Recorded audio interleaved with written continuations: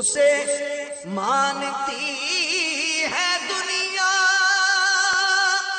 اسے ڈھونڈتی ہے منزل، رہے عشق مصطفیٰ پہ جو غلام چل رہا ہے۔ سیدی، بچوں کی ایک بیماری جس میں بچے کی گروتھ پیدائش سے پہلے اور پیدائش کے بعد بہت کم ہوتی ہے۔ اس بیماری کے باعث بچوں کی والدہ کو منحوس سمجھا جاتا ہے۔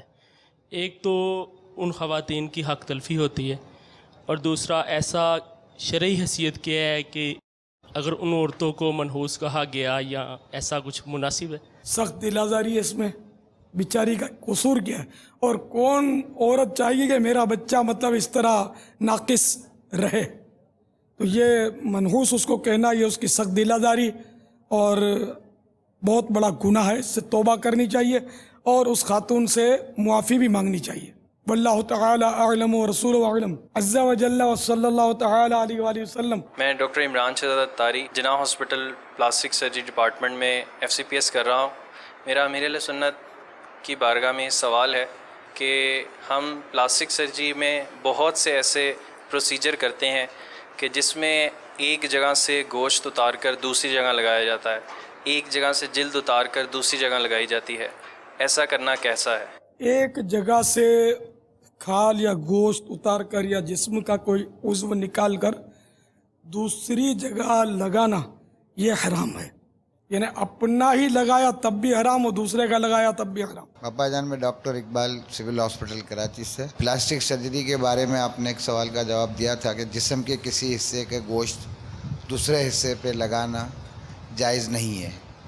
تو بائی پاس جو آپریشن ہوتا ہے اس میں پاؤں کی شریان یا نس کاٹ کے وہ اس میں لگائی جاتی ہے، دوسری جو خراب جو وین ہوتی ہے، شریان ہوتی ہے، اس کو نکال کے۔ اس کے بارے میں شریان یہاں چونکہ وہ مریض کی جان خطرے میں ہے تو اس لیے یہاں اجازت ہے، جائز ہے۔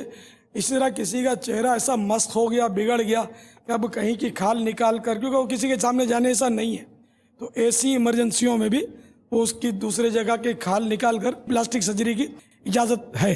السلام علیکم ورحمۃ اللہ وبرکاتہ۔ وعلیکم السلام ورحمۃ اللہ وبرکاتہ۔ بابا جان، میرا یہ سوال ہے کہ کچھ میڈیکل انسٹیٹیوٹ زکوٰۃ اور خیرات پہ چلتے ہوتے ہیں، اور وہ جو بھی مریض آتے ہیں بلا تفرق ان کا علاج مفت کیا جاتا ہے، بھلے ہی وہ زکوٰۃ کے قابل ہوتے ہیں یا نہیں، کیا یہ درست ہے؟ ہاں، یہ سماجی اداروں میں ایسا ہوتا ہوگا، یہ غلط کر رہے ہیں اس طرح کہ وہ زکوٰۃ تو جو بھی مسکین ہوگا، حقدار ہوگا نا، اس کو مالک بنانا شرط ہے۔ اس میں مباح کر دیں سے نہیں ہوتی، مالک بنانا پڑے گا۔ مثال کے طور پر اب کوئی مریض آیا اور اس کو دوا کی ضرورت ہے اور وہ حقدار ہے زکوٰۃ کا، تو اس کو زکوٰۃ کی دوا اٹھا کر دے دی، اس کو مالک بنا دیا، چاہے تو یہ استعمال کرے چاہے تو بیچ ڈالے، جو بھی وہ دے دیا، وہ لے کے چلا جائے، وہ تو زکوٰۃ اس طرح تو ہو جائے گی۔ لیکن یہ جو اس طرح سماجی اداروں میں کرتا ہے نا زکوٰۃ کے استعمال، کہ نہ اس کا شرعی ہیلا کرتے ہیں، بس ویسے ہی سب کو دوا دیتے رہتے ہیں، غریب امیر مسلم نان مسلم سید غیر سید سب کو دیتے ہیں، یہ طریقہ بالکل رونگ۔ اسی لیے وہ شرعی ہیلے کا طریقہ، چندے کے بارے میں سوال جواب جو ہے نا اس میں سارا لکھا ہوا ہے، یہ احکام بھی لکھے ہوئے ہیں کہ وہ ہیلہ شرعی کر لیا جائے۔ واللہ تعالی اعلم ورسولہ اعلم، عز وجل وصلی اللہ تعالی علیہ وآلہ وسلم۔ میرا دوسرا سوال یہ ہے کہ کچھ بیماریاں ایسی ہوتی ہیں جن میں یہ معلوم ہوتا ہے کہ بچہ پیدا ہوتے ہی یا پھر پیدا ہونے سے کچھ دیر کے بعد ہی فوت ہو جائے گا، تو کیا ایسی بیماری میں ابورشن جائز ہوگا یا نہیں؟ اعلی حضرت نے تو لکھا کہ 4 مہینے میں جان پڑتی ہے بچے میں، 4 مہینے سے پہلے اگر خطرہ ہے حاملہ کی جان کو تو اسقاط حمل کر سکتے ہیں، اور جان پڑ گئی تو اب نہیں کر سکتے۔ اور ڈاکٹر کی جو بھی تھیوری ہے نا، تو جتنا بھی طب ہے نا، یہ سب ظنیات پر ہے، یقینی نہیں ہوتا۔ واللہ تعالی اعلم ورسولہ اعلم، عز وجل وصلی اللہ تعالی علیہ وآلہ وسلم۔ صلو علی الحبیب۔ اسے مانتی ہے دنیا،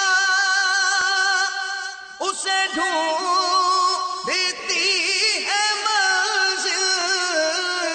رہے عشق مصطفیٰ پہ جو غلام چل رہا